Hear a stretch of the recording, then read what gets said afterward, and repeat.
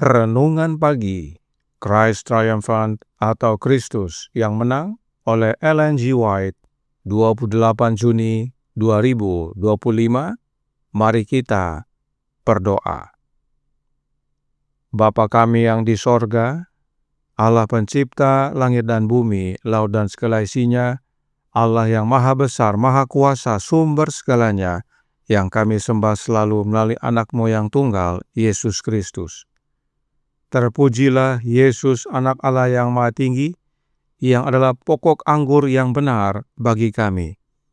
Pada pagi hari ini kami bersyukur boleh bangun dan berbakti, dan sebagaimana membaca dan mendengarkan nasihat firman-Mu, kiranya ini menjadi sukacita bagi kami semua, sebab Yesus menerima dan membela jiwa-jiwa yang bertobat kepadanya.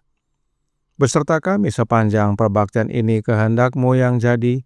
Ampun kami akan dosa dan salah, karena kami berdoa hanya dalam nama anak Allah yang tunggal, Yesus Kristus, yang adalah Tuhan dan Juru Selamat kami. Amin. Renungan hari ini akan dibacakan oleh Ibu Dorcas Nababan. Kepada Ibu Dorcas, kami persilahkan. Selamat hari Sabat dan selamat pagi saudara-saudara di dalam Yesus Kristus, dimanapun kita berada. Bacaan renungan pagi pada hari Sabat ini dengan judul Yesus menerima dan membela jiwa-jiwa yang bertobat. Lalu berkatalah malaikat Tuhan kepada iblis itu, Tuhan kiranya menghardik engkau, hai iblis, Tuhan yang memilih Yerusalem, kiranya menghardik engkau. Bukankah dia ini puntung yang telah ditarik dari api? Zakaria 3 ayat 2.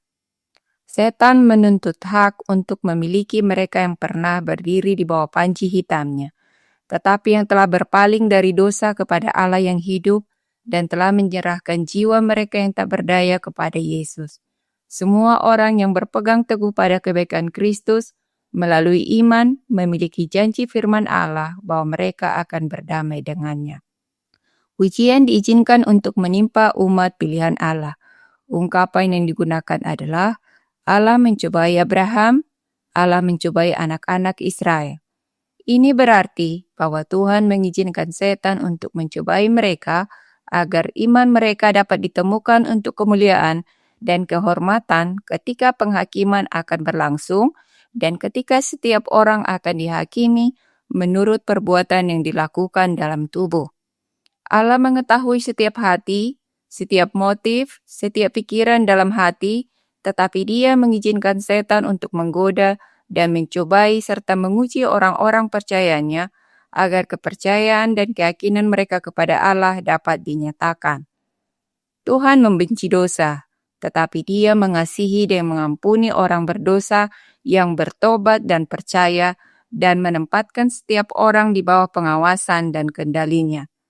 Setan mengikuti jejak setiap jiwa, tetapi dengan setiap godaan yang diizinkan datang kepada anak-anak kasih pengampunan Allah, Dia membuat jalan keluar agar mereka tidak akan dicobai melebihi apa yang sanggup mereka tanggung. Kemudian Ia memperlihatkan kepadaku Imam Besar Yosua berdiri di hadapan malaikat Tuhan, sedang iblis berdiri di sebelah kanannya untuk mendakwa dia. Pekerjaan iblis didefinisikan dengan jelas sebagai pekerjaan melawan pekerjaan Kristus yang berjasa. Ketika Kristus melangkah di antara jiwa-jiwa yang tergoda dan iblis, musuh menjadi marah dan melontarkan cercaan dan tuduhan, menyatakan bahwa Kristus tidak adil dalam melindungi jiwa-jiwa ini dan dalam mengangkat panji terhadapnya. Di hadapan dunia-dunia yang belum jatuh, di hadapan alam semesta sorga, di hadapan musuh yang marah yang telah melukis mereka dengan jubah kegelapan dan kekotoran moral, mendesak agar mereka diserahkan ke dalam tangannya.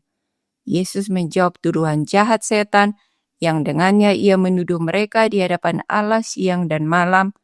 Kepada mereka yang berdiri di hadapannya, dengan sungguh-sungguh memperhatikan pertentangan itu dan menandai tekad setan untuk menghancurkan orang-orang benar, Yesus berbicara dengan mengatakan, tanggalkanlah pakaian kotor itu daripadanya. Dan kepada Yosua Ia berkata, Lihat, dengan ini aku telah menjauhkan kesalahanmu daripadamu. Aku akan mengenakan kepadamu pakaian pesta. Dari manuskrip 27, 1894. Demikian bacaan renungan pagi kita pada hari Sabat ini. Tuhan Yesus memberkati. Terima kasih atas penata layanan Ibu Dorcas. Tuhan Yesus memberkati. Selamat pagi saudaraku dalam Tuhan. Selamat Sabat. Renungan hari ini dikutip dari manuskrip 27 tahun 1894 yang Nyonya White beri judul Dear Brethren in the Seventh-day Adventist Faith, yang artinya saudara-saudara yang terkasih dalam iman Gereja Masehi Advent hari ke-7. Dalam manuskrip ini, Nyonya White memberikan nasihat kepada saudara-saudarinya yang seiman dalam Gereja Advent. Nyonya White mengutip perkataan Yesus dalam Yohanes 6 ayat 37 sampai 39 yang berbunyi, "Semua yang diberikan Bapa kepadaku akan datang kepadaku, dan barang siapa datang kepadaku, ia tidak akan kubuang. Sebab aku telah turun dari sorga bukan untuk melakukan kehendakku, tetapi untuk melakukan kehendak Dia yang telah mengutus aku. Dan inilah kehendak Dia yang telah mengutus aku, yaitu supaya dari semua yang telah diberikannya kepadaku, jangan ada yang hilang, tetapi supaya kubangkitkan pada akhir zaman."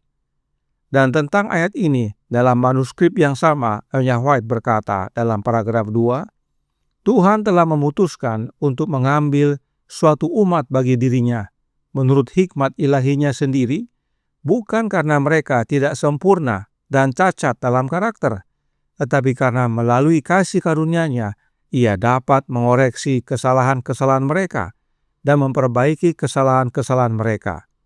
Ia dapat mengajar mereka melalui Roh Kudus-Nya. Sungguh suatu belas kasihan bahwa tujuan Tuhan akan tercapai demi semua orang yang percaya kepada Kristus sebagai juru selamat pribadi mereka.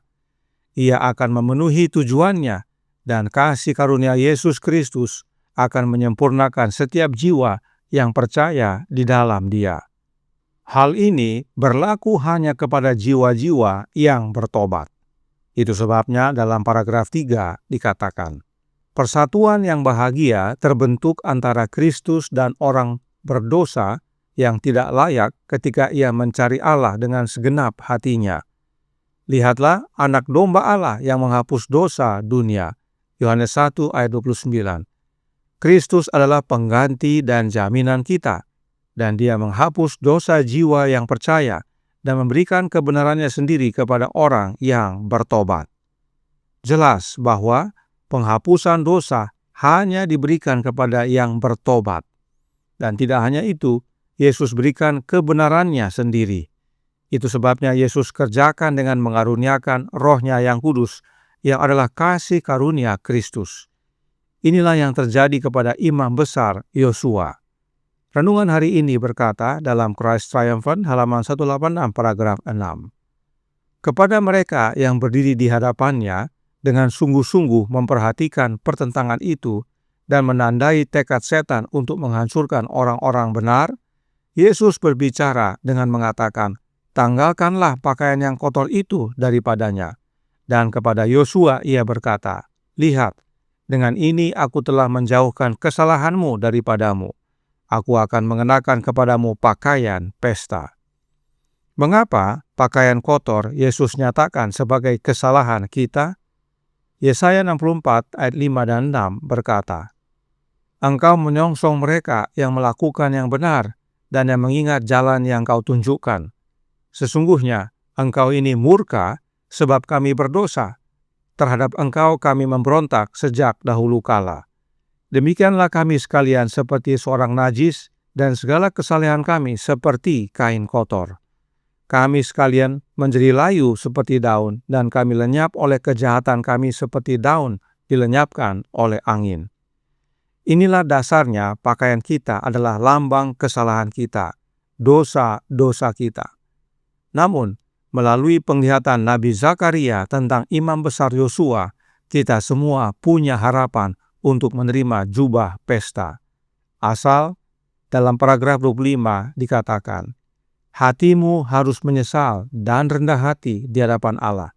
Ini adalah hari persiapan Allah, dan umat harus siap menghadapi ujian dan pencobaan di masa-masa sulit, ketika orang-orang pilihan Allah akan seperti domba di tengah serigala. Penting bagi manusia untuk tidak hanya memiliki pengetahuan yang cerdas tentang kebenaran, tetapi mereka juga melalui hubungan pribadi dengan Yesus Kristus, sumber segala pengetahuan dan hikmat, mengetahui cara menggunakan terang yang telah Allah berikan kepada mereka. Artinya, kita tidak hanya tahu tentang kebenaran, tetapi pengetahuan akan kebenaran itu juga mengubahkan hidup kita. Ini semua tersedia bagi kita yang masih hidup. Roh Kristus bekerja dalam hati mereka yang masih hidup dan sungguh-sungguh bertobat, rela menyerahkan jubah kotornya untuk digantikan dengan jubah Kristus. Dan mereka-mereka ini Yesus terima dan bela saat setan mendakwa mereka. Dan saat Yesus datang kedua kali nanti, meski ada yang meninggal, akan menerima kebangkitan. Inilah sebagian dari nasihat Nyonya White kepada saudara-saudari seiman dalam gereja Advent. Kiranya ini menjadi sukacita dan pembaharuan bagi kita semua. Tuhan memberkati, saya bawa dalam nama Yesus. Amin. Mari kita berdoa. Bapa kami yang di sorga, Allah pencipta langit dan bumi, laut dan segala isinya, Allah yang maha besar, maha kuasa, sumber segalanya, yang kami sembah selalu melalui anak-Mu yang tunggal, Yesus Kristus. Terima kasih atas pekabaran indah pada pagi hari ini. Meskipun setan mendakwa kami, sebagaimana dia mendakwa imam besar Yosua di hadapan anak Allah, tetapi bila mana kami sungguh-sungguh bertobat, rela menanggalkan akan jubah kotor kami dan menerima jubah Kristus, maka Yesus akan terima kami dan bela. Sebab semua yang diberikan Bapa kepada Yesus akan datang kepada Yesus, dan barang siapa yang datang kepada Yesus tidak akan Yesus buang. Dan dia akan jaga agar jangan ada yang hilang, dan barang siapa yang mati dalam Tuhan akan Yesus bangkitkan pada akhir zaman. Karenanya tolong kami ya Bapa, karuniakanlah roh anak-Mu dalam hidup ini, sebab ini semua dapat menjadi bagian kami bila mana kami menerima roh Kristus dalam hati. Yesus mengerjakan segalanya dalam hidup kami oleh kehadiran roh-Nya. Beserta kami sepanjang hari ini kehendak-Mu yang jadi. Ampun kami akan dosa dan salah, karena kami berdoa hanya dalam nama anak Allah yang tunggal, Yesus Kristus, yang adalah Tuhan dan Juru Selamat kami. Amin.